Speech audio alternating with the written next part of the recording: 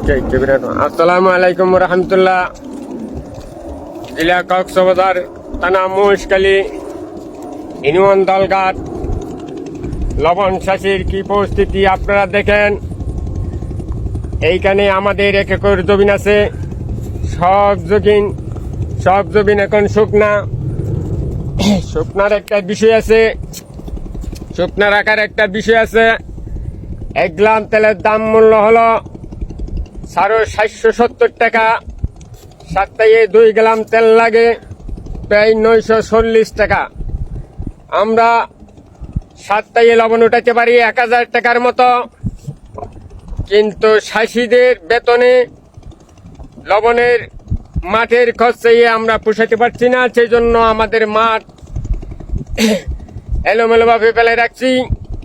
আমাদের মহেশখালী থানার উপকূলী এলাকার 2টা ব্যবসা, এক লবণের শ্বাস আরেক পানের শ্বাস।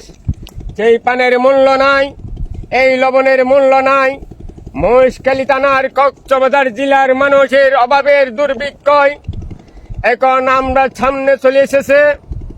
সেই জন্য বাংলাদেশ তত্ত্বাবধায়ক সরকার ডক্টর ইউনূসের কাছে অকুল অবদান জানাই।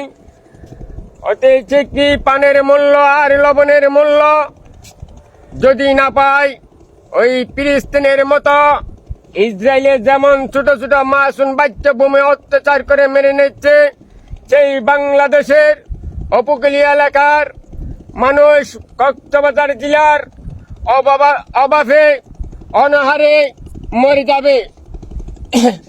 যখন আমরা লবণের মাঠ করছিলাম, বস্তায় 1000 টাকা মূল্য ছিল। সেই সময় চালের দাম ছিল 70 টাকা, আলুর দাম ছিল 50 টাকা আর 60 টাকা। তবেও আমরা কোনো রকম চলতে পারছি, খাইয়ে বাঁচতে পারছি। কিন্তু এখন আমরা চাল কিনতে পারছি না। 1 মণ লবণের দাম হলো 100 টাকা, আর 1 কিলো চালের দাম হলো 85 টাকা, 95 টাকা। সেইভাবে আমরা উপকূলীয় এলাকার মানুষ, মহেশখালী থানার মানুষ, কক্সবাজার জেলার মানুষ কিভাবে আমরা চলবো?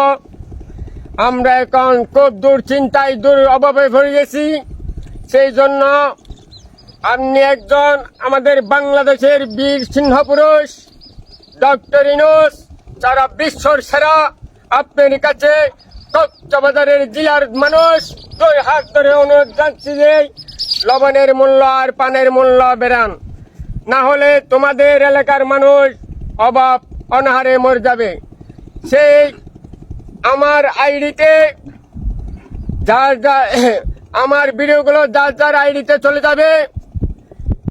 সেই মুসলিম ভাই তাদের কাছে অনুরোধ করলাম যে আমার ভিডিওটা ডক্টর ইউনূস বরাবর পৌঁছায় দিও। সেই জন্য আমি আমার বক্তৃতা শেষ করলাম। আসসালামু আলাইকুম রহমতুল্লাহ।